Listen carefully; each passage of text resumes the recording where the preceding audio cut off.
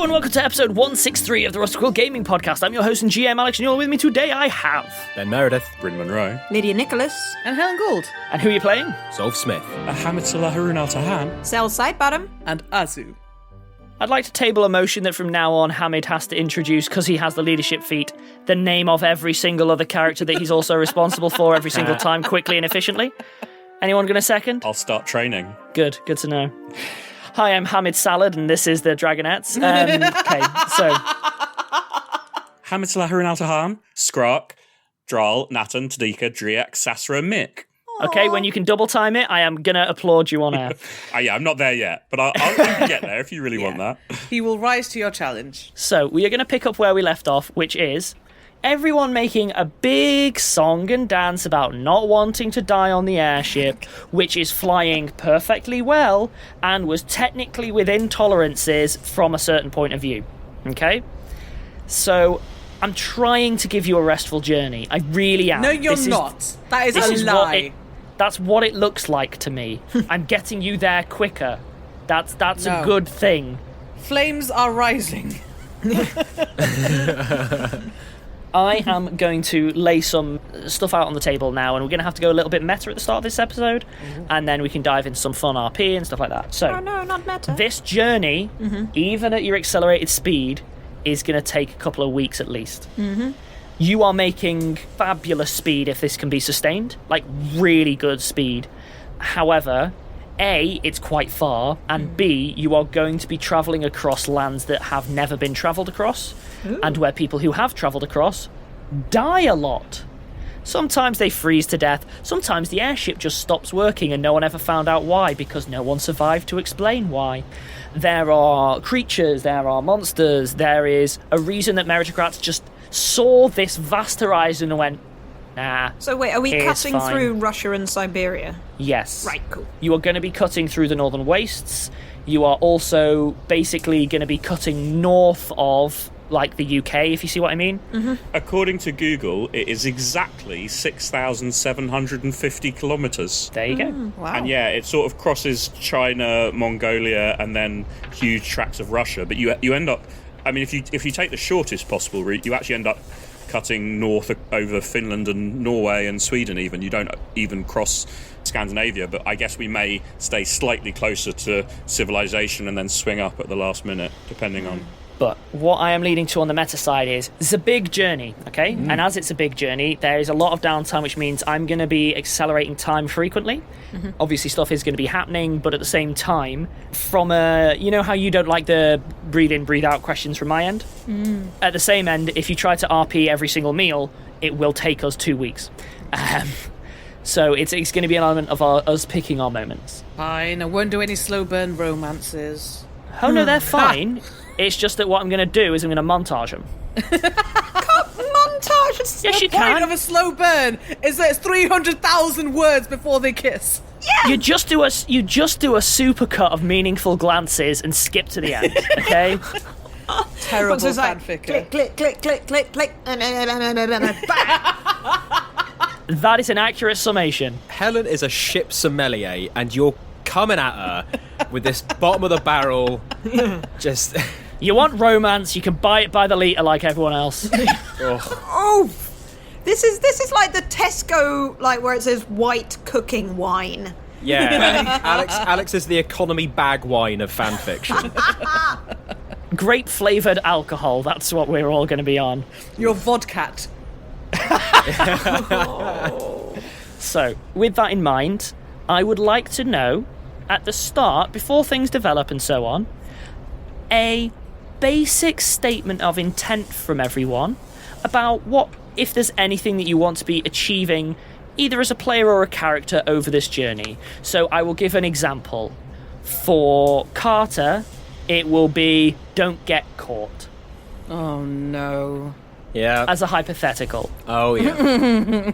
So with that in mind, if anyone doesn't have one, I'd recommend having a bit of a mull, but if anyone does have one, do go first. Having a statement of intent is going to be useful because it'll give me something to latch onto as I generate these things. So I think mine's going to be quite short because, you know, I've been doing a lot of conversation time recently. I think at this point, like, Zolf is pretty chill. Like, there is a clear goal. We have an objective, which is the kind of stuff that tends to send him spiraling if we don't have that. So his main objective is, like, trying to slowly ease Earhart out of the self-destructive behaviour. Like, keeping an eye on her, and if she goes too far, it's mutiny like that. Sure. But would rather she backs off from sod it, you know, I'm going to turn the ship into a bomb and fire it into Greaves' mouth, whether I'm on it or not, sort of attitude, to something a little more reasonable.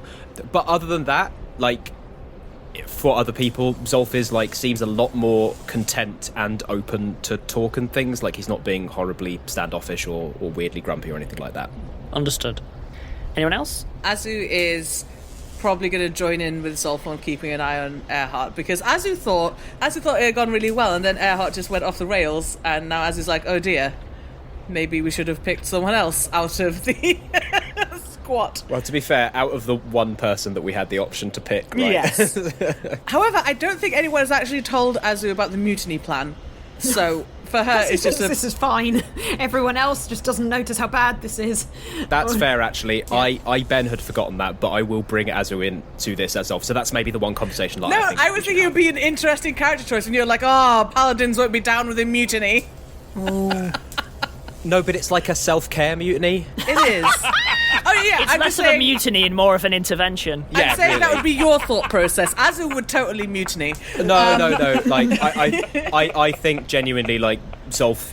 Like, trusts- It's an intervention! Yeah. Walk the plank! We really think you've been going for that white whale, maybe a little bit too much, all right? Maybe start at a grey whale and work your way up, you know? Right. But as a genuine, like, character thing, I think Zolf trusts Azu's judgment enough to bring her in on this. It's not like... It's not one of the paladins that you have to be like kid gloves. You know, Azu is pretty pragmatic, so that means he would a be lot. happy to bring her in. Yeah, so that's going to be number one, looking after Earhart. Number two, get to know everyone. She's going to obviously hang out with Hamid lots. Going to hang out with Sel.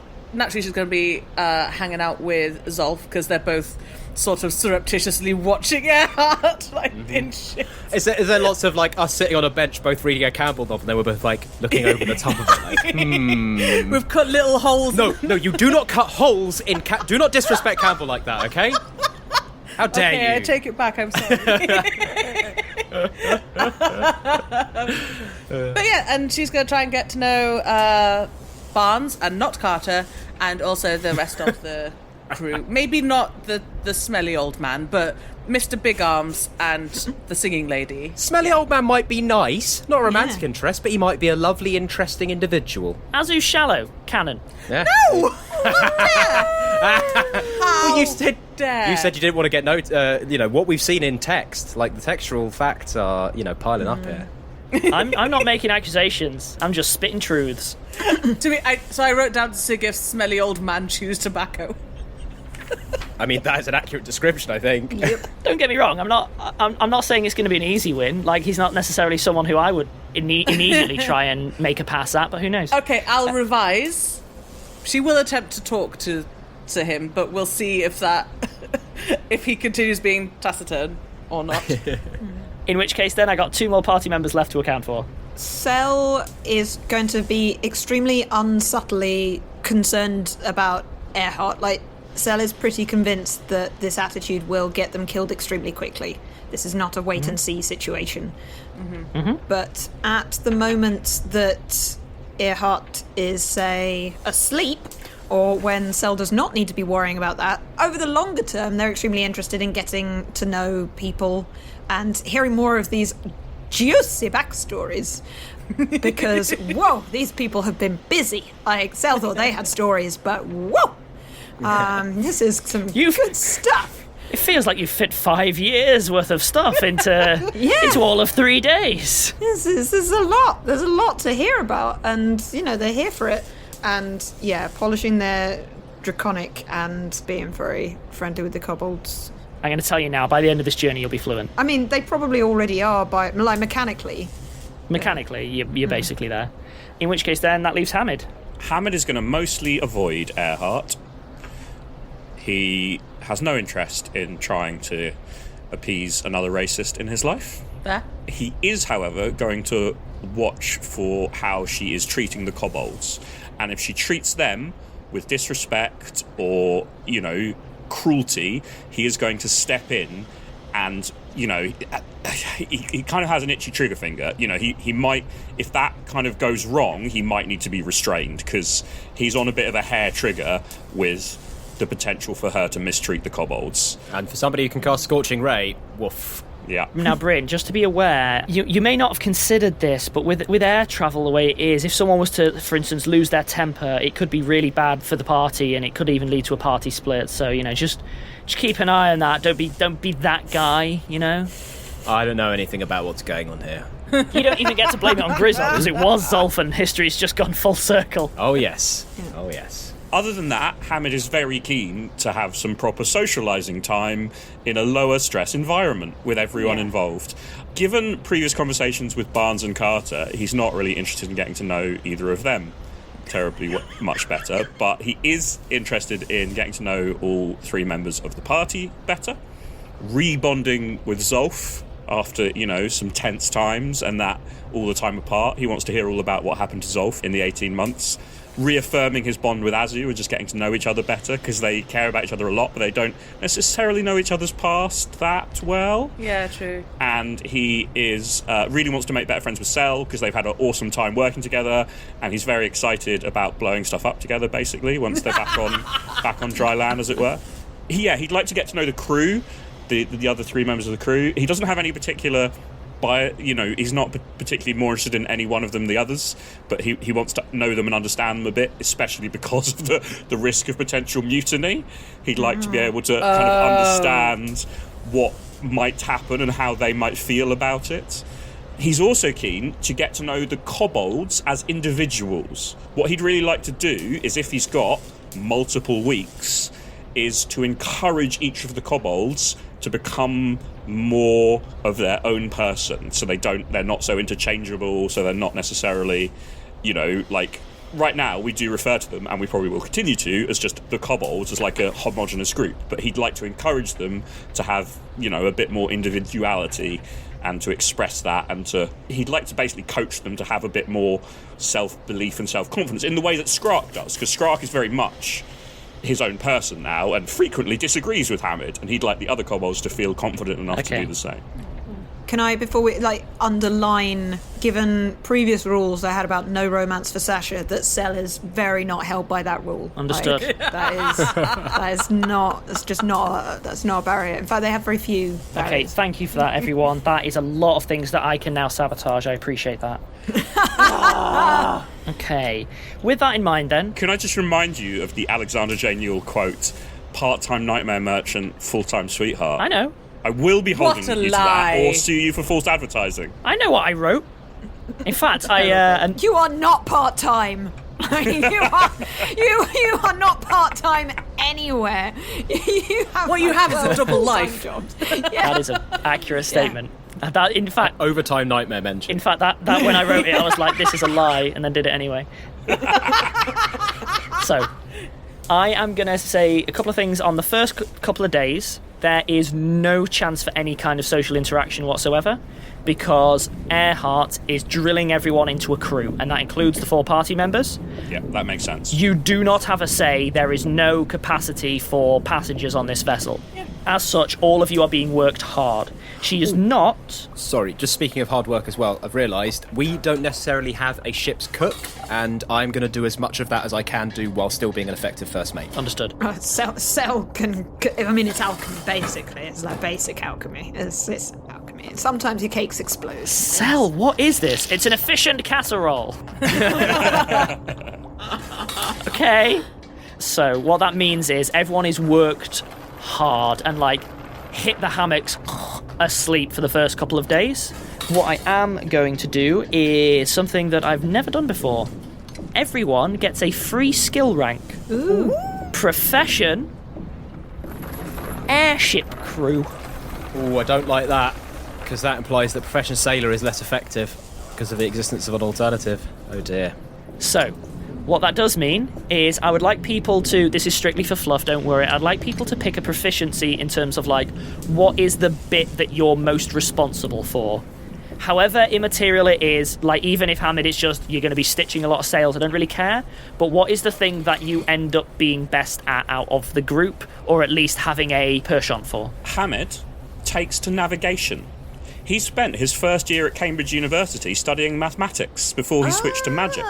So he has a background in mathematics, he has the instinctual ability of understanding flight and therefore air currents, and he ends up taking to both those aspects and combining them into a sort of, like, he can't necessarily do the mechanical side of flying, but he can navigate a bit, and he can he doesn't know how to sail the ship as such, but he can be like, well, it's going to be better if we head east by an extra couple of degrees to go round the next storm, or because the air currents over the Himalayas will be, this way, it'd be better if we were a bit, 100 miles further north when we're going past this bit and stuff like that. I will skip a little bit to say Earhart does not like it.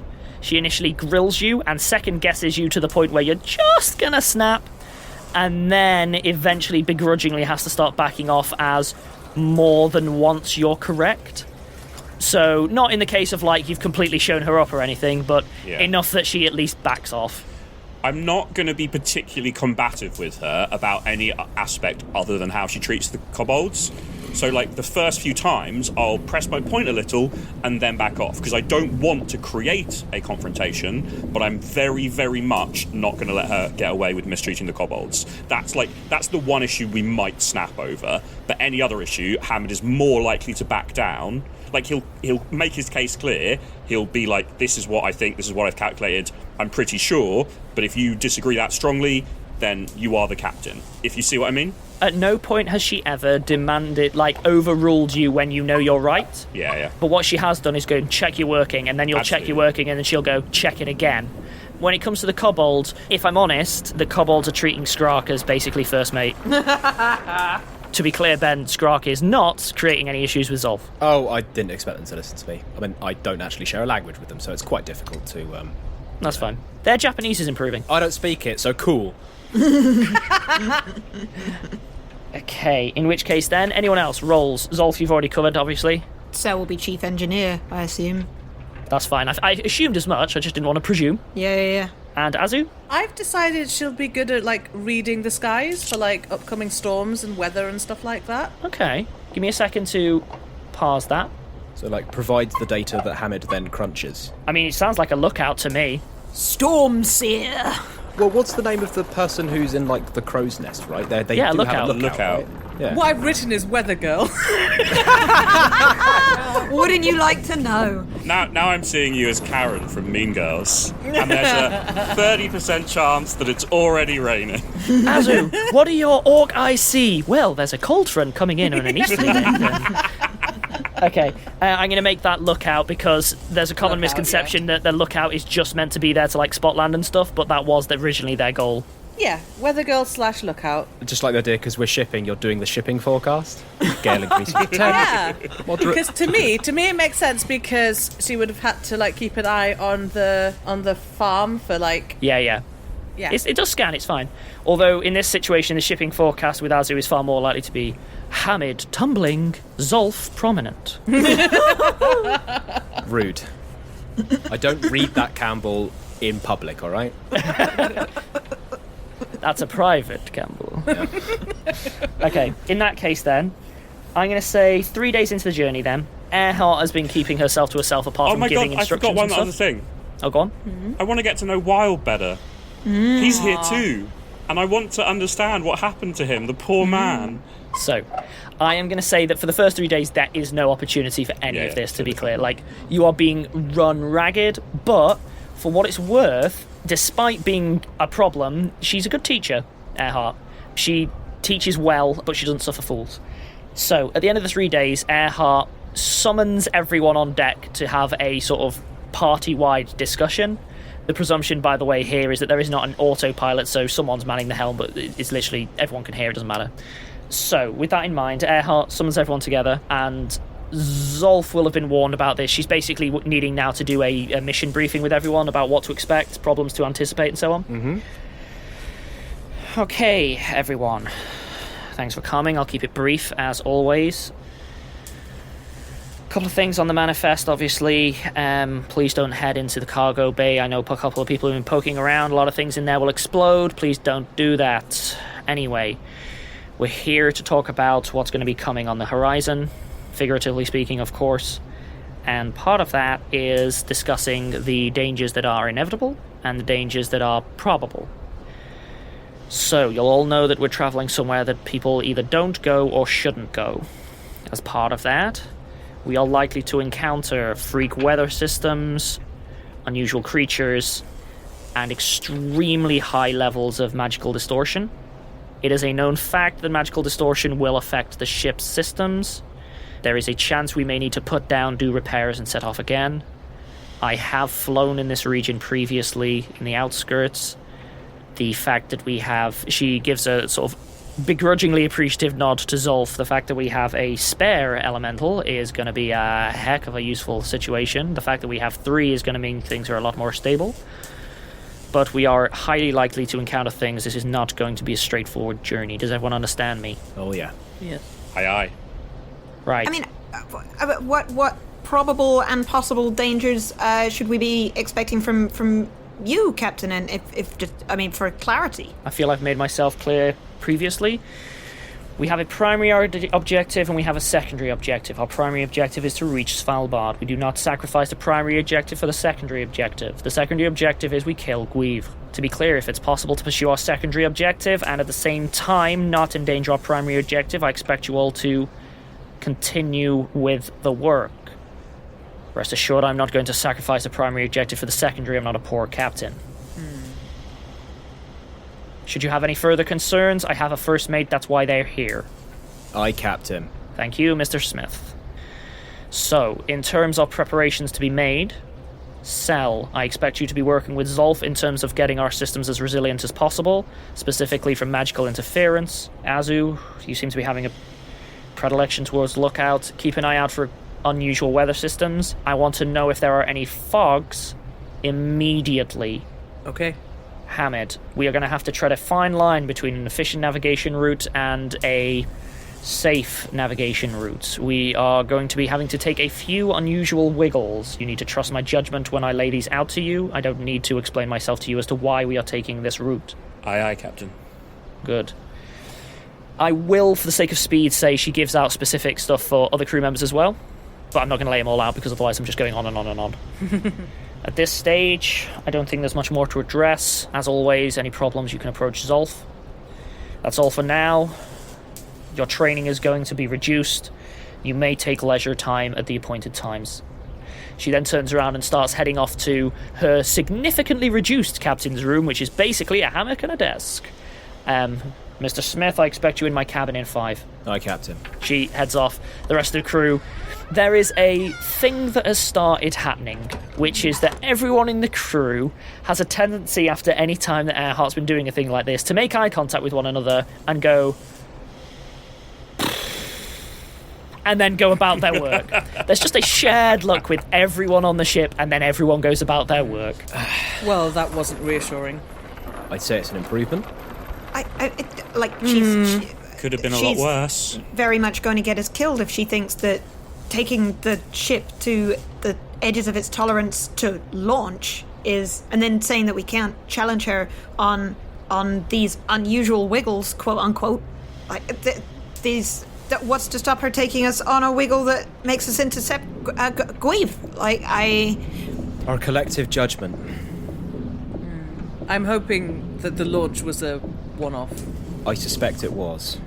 Also, when you're on a ship like this, you need to listen, and there needs to be one voice of authority. This is not, to be clear, although it may be foreign to you, that kind of attitude is normal for a captain. This is not Earhart being explicitly authoritarian or behaving strangely.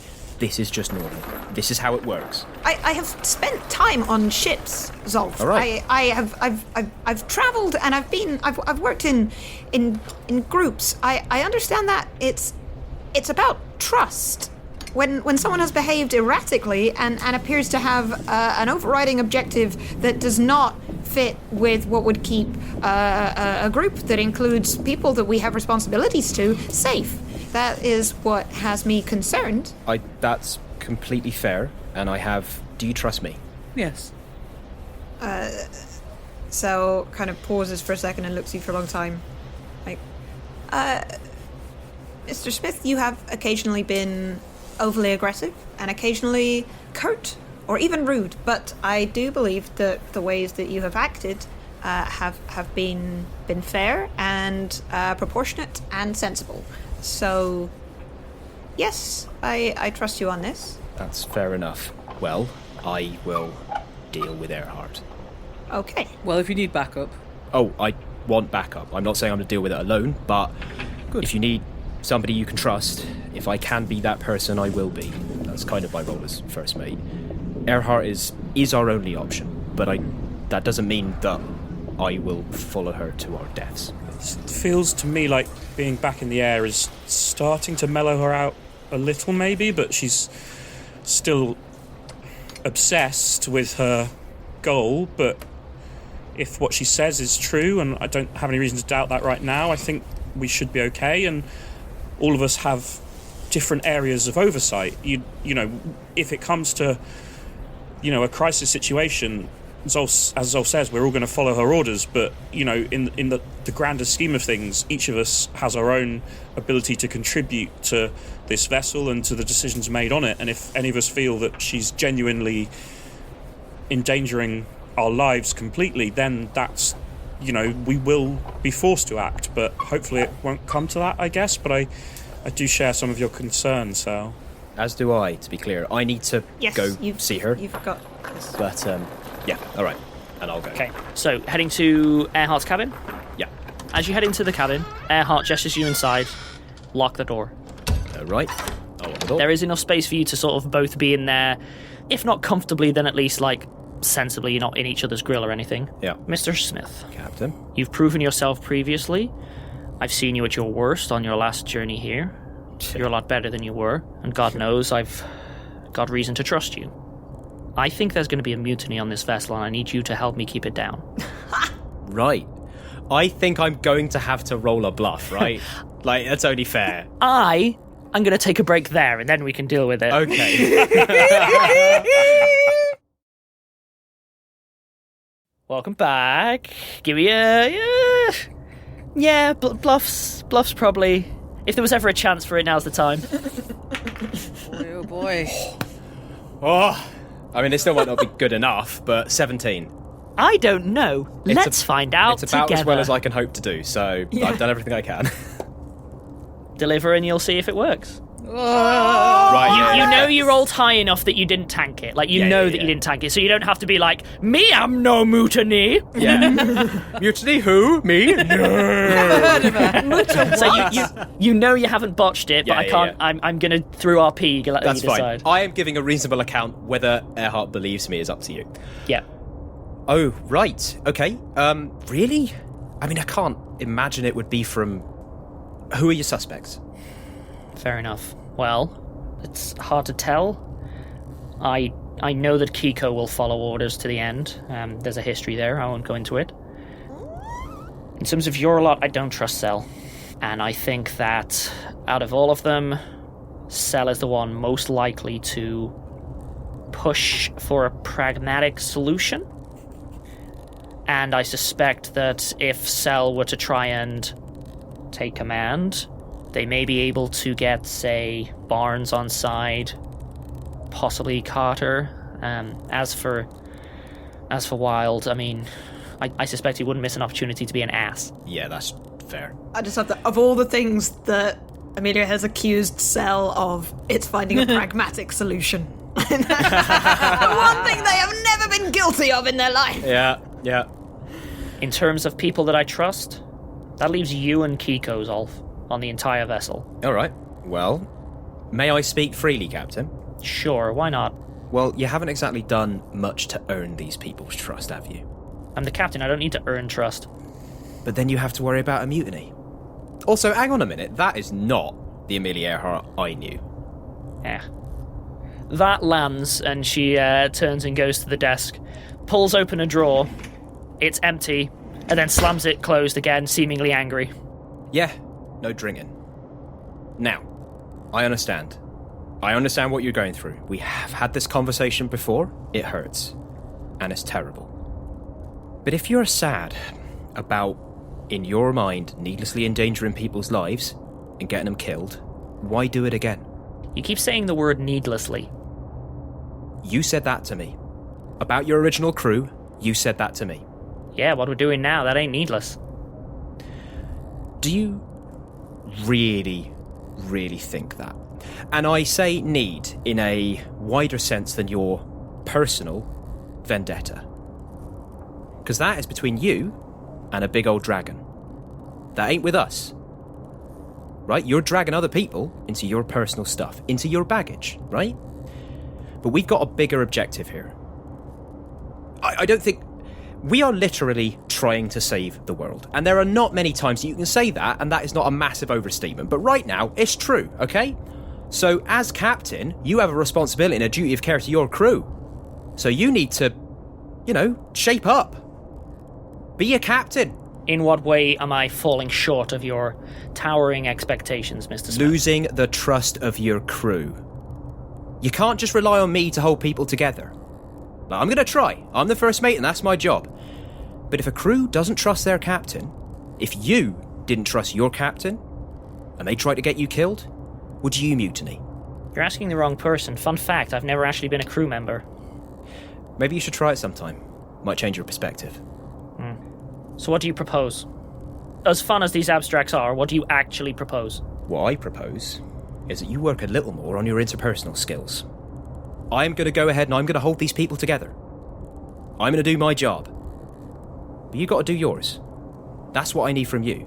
Earhart looks you dead in the eye, spits in her hand and holds it out and says, I'll mind my P's and Q's, and I'll be a good little captain. And you are going to make sure that when stuff hits the engines, you know whose side you're on. I promise I'll know whose side I'm on. Oh, you've just prompted another roll, my friend. Yes, that is a plum chick and a half! +1 circumstance bonus for just, being full-on, balls-out confident. Okay, what's your bluff? 9. Did she muck it up? Do you take her hand and shake it? I spit in my hand and I take it and I shake it. Excellent. She shakes your hand? Mm-hmm. See to it, Mr. Smith. Will do, Captain. You cannot decide whether she believes you or not. Yep. I'm a leave with a bit of a clench your bum time. Clench your bum time. Be like, oh, they can go away with it. So, I am going to accelerate to that evening, where that was, say, late afternoon, and we're heading into evening, where people have got in the habit of chilling out on the deck for the simple reason that although it's cold, there's not really that many places to hang out in that aren't full of weapons or provisions. With that in mind, people have sort of started to build what can best be described as a sort of pseudo-bar, pseudo-bivouac kind of like chill-out area towards the front, towards the bow, where it's the one place that has the least amount of important stuff, apart from, like, anchoring and things. So it's the one place that if you mill around, you're not in people's way actively. And I am going to say that the night crew on work detail are Kiko and Skrark. Aww. Meaning that everyone else, for the first time in God knows how long, actually has an element of leisure time and having a chill. Sigith breaks out an accordion and starts to play. That's a in person. Oh god. In character. Yay! Yeah, a salty sea dog if ever I did see one. He does not sing. He just plays. Thank goodness. Friedrich, was it? It was. Yeah, Friedrich is basically passing out some let's call it grog, stuff like that.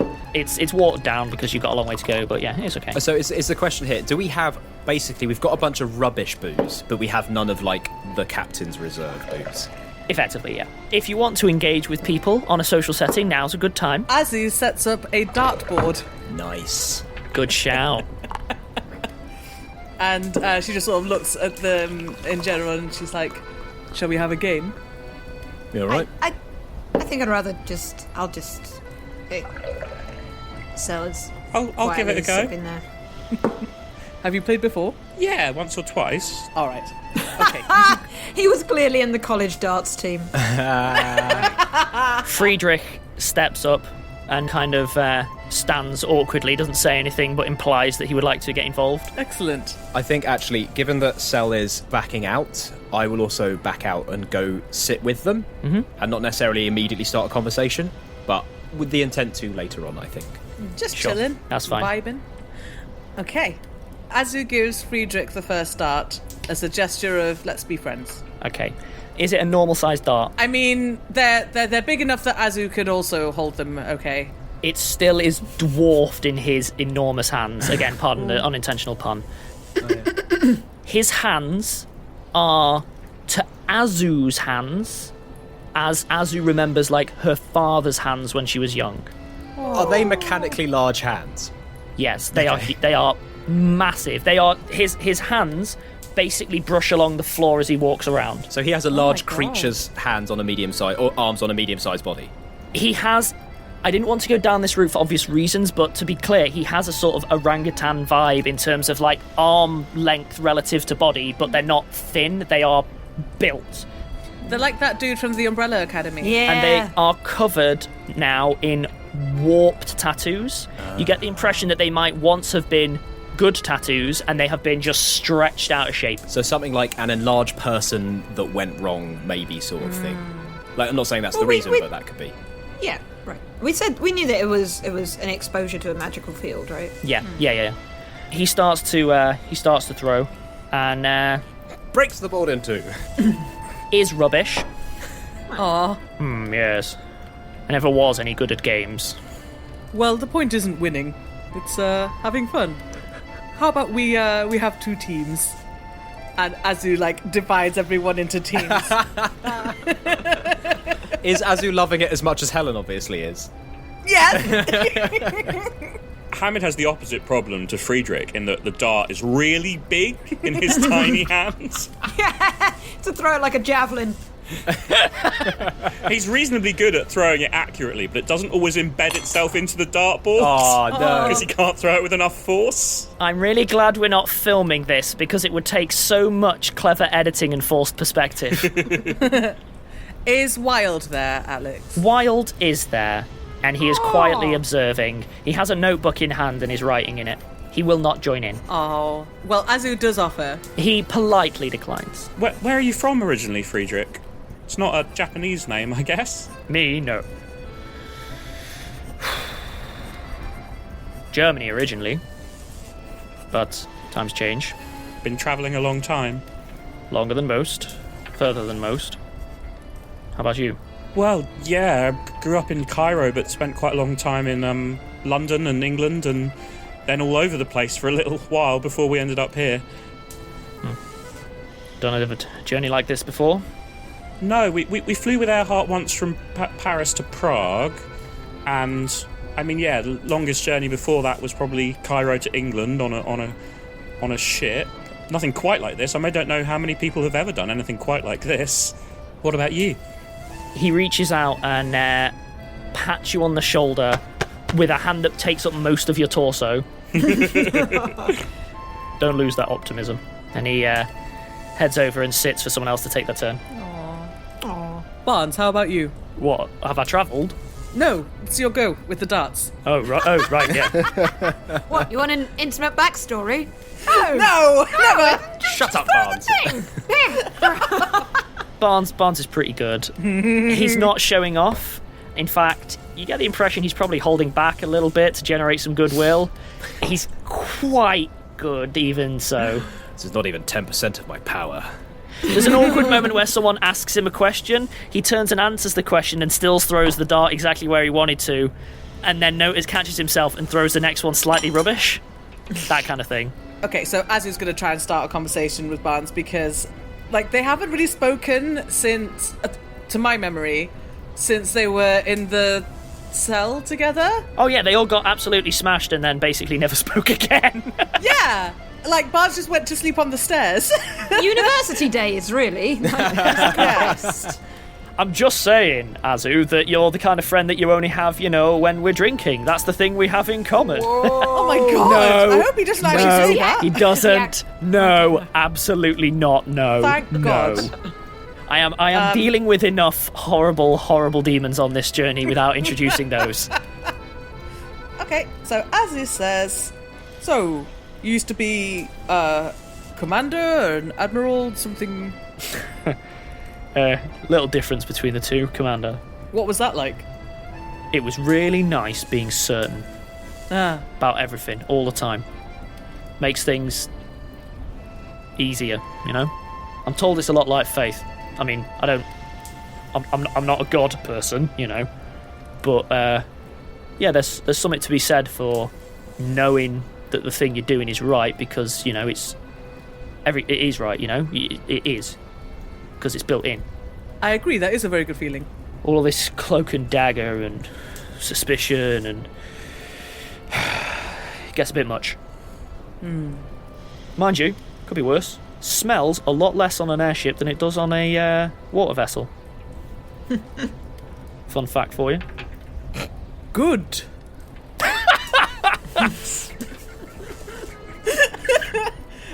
So what happened... How did you end up doing all this? Apart from, the end of the world, like how the rest of it? Well, I stuck with the meritocratic navy a bit longer than I probably should have, and at first the orders were normal, then the orders were less tactical, Yes, Wild said something similar. Then the orders were bad, and then the orders were really bad. And let's put it this way, Earhart, she seems a lot more stable than the people I was having towards the end. Oh dear. Yeah. I was ordered to fire on a bunch of civilians, so I killed my commanding officer, if you must know. Sounds like good for you, really. Oh, that must have been a really tough choice. I'm sorry you had to go through that. Don't be. It was nice to be certain about something again. Just means that now I have to take my own orders to a degree. But, it wasn't the Navy by the time I left. It was what it's become. There's a reason that they're in a Navy anymore, let's leave it at that. I see. But yeah, could be worse, like I said. Food's At better. least it's not smelly. Exactly. He hands the darts over for another round with everyone. I am going to wrap that socialising there, unless anyone has anything additional they want to chase on the socialising side. I'm aware that I still need to do Zolf and Sell at the other end of things. Is there anything else to do with the darts that people want, or is that just kind of initial little foray? Yeah, that's just a little... What's your backstory? Sexy pirate. Breaking the ice activity, wasn't it? It was nice. Yeah. And everyone is sad. And here is my house's worth of marbles. Right, I am going to jump to round things out with Zolf and Sel. Zolf, the trusted confidant, who definitely will put down any kind of mutiny that could possibly be suggested by anyone. 100%. Yeah, so as I said, I'm not going to immediately try to jump into a conversation. Have a drink, and will do so if Sel doesn't start one. And obviously, if Sel leaves in a I don't want to have a conversation way, I won't chase it down. So, up to you, Lyd. Oh no, they're gonna kind of. Right, Zolf. Should I call you First Mate Smith? No, Zolf is fine. Sure. As I said before, if there's a crisis, listen to me if the captain ain't about. But beyond that, it's nothing. I'm just looking after Earhart. By the by, she suspects that you might be likely to mutiny. Well, did she suspect other? Apparently not. So that's good. Ah. And I also, sorry, Alex, I'm making the assumption, and I feel you would have mentioned it. Earhart isn't here. Earhart's in her cabin. Fine. Yeah, although I think I might have got through to her a bit. We'll see how the next couple of days goes. But she had to be reminded of some of the duties of captaincy that maybe she forgot. The problem I should make clear, Zolf, that the problem is not that she isn't polite. don't mind that. It's the burning fire of self-destruction. I recognize that, and I know that that rage turned inwards can be almost infinite. It can excuse things, and it can turn people into something monstrous. I say that because I know that, and I know that it can cause extraordinary damage to those that might happen to be nearby, and I believe that I could probably get out of almost any situation that Captain Earhart gets us into. I mean, I've heard from people things about these Russian wastes, but let me tell you, the crossing America on your own is not an easy path itself, and I would have very much liked to have had an airship of points in that time. It's the other people, and it's the group itself, which I would like to protect.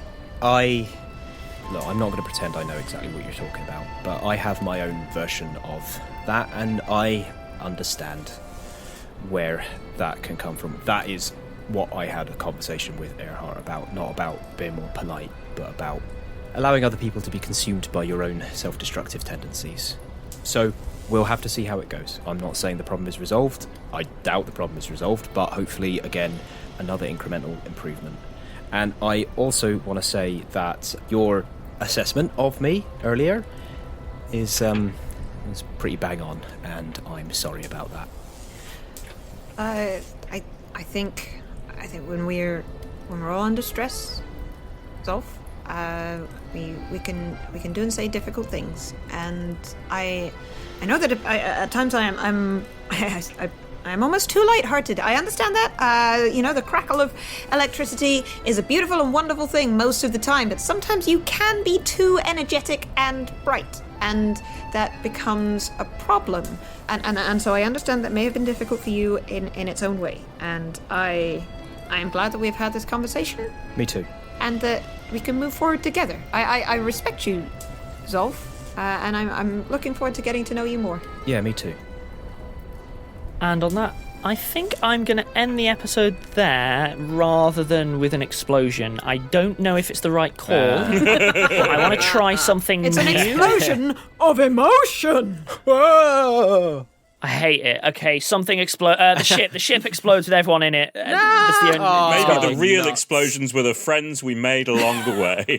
Yeah. Bang on. Well, okay. I think we have the components for a long, sad, and interesting journey, right? Hopeful. Hoping hopeful. Slow burn, baby. Yeah, slow burn.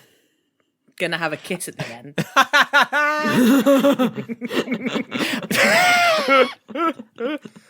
What's this arc? Is it a sort of pseudo-conspiracy arc where you don't know who to trust? There's mutinies that run rife and everyone's fighting for control? Nah. Hat a full airship. Love in a Time of Hardship. Which is a really good Campbell novel, actually, one of his earlier ones. Well, whilst I write that into Time the to canon, write our own Campbell novel, baby. Yeah, a little bit. Right. Until then, we'll see you next week. Bye, everyone. Bye.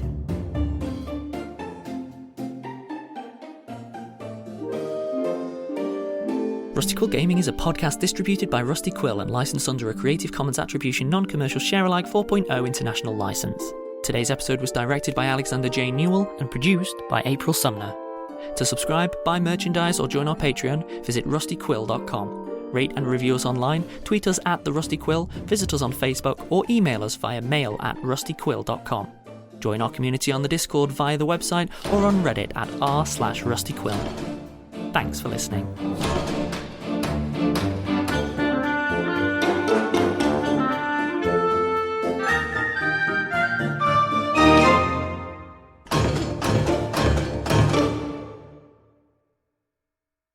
Can everyone please either take your headphones off or something apart from Bryn? I need to ask something of Bryn. Ooh, secret! He's using the technology for mystery.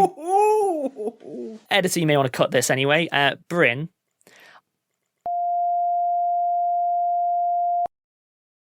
Hi everyone, Alex here. I'd just like to take a moment to thank some of our patrons. Ron Dempsey, Ashlee Coles, Cassafrassaian, Pawpotato, Inga Iversen, Grace Tallman, Mikey Reid-cain, Francesca Monti, Bailey Moore, Katie Dibb, Algie, Julia R, Skeetpost, Aline Bischof, Ilse Kemp, Valerie Sizemore, Karnessa, quinnntastic, Erin Kemery, Lidge, Kiara McGuigan, Danielle Rutovsky, Angel, Sydney Wood, Kaylee Rowena, Anya Tjoch, Murray Uwu, J, XPityX, Seb Ponce, Grace Francese, Gemma A, Alexander Nicholas, Bridget Beatty, S. Pollock, Basil, Cara Somberg, Jess Marie, Bin Thibub, Stephanie Ann Sauter, Charlie, Bailey Wind, Tanya Angel, Charlotte Hassel, Eli, Maya Cousins, Chris Twahi, Kristen C. Thank you all. We really appreciate your support. If you'd like to join them, go to www.patreon.com/rustyquill and take a look at our rewards.